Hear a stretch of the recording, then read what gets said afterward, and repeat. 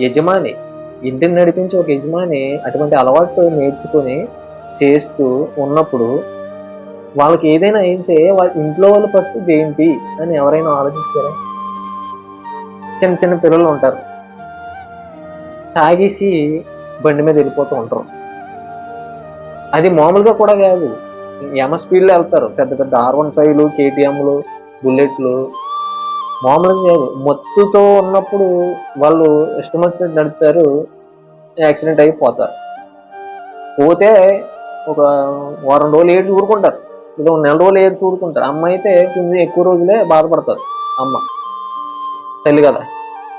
9 నెలలు మోసి కని పెంచుతది కదా! బాధ ఎక్కువనే ఉంటది తల్లికి.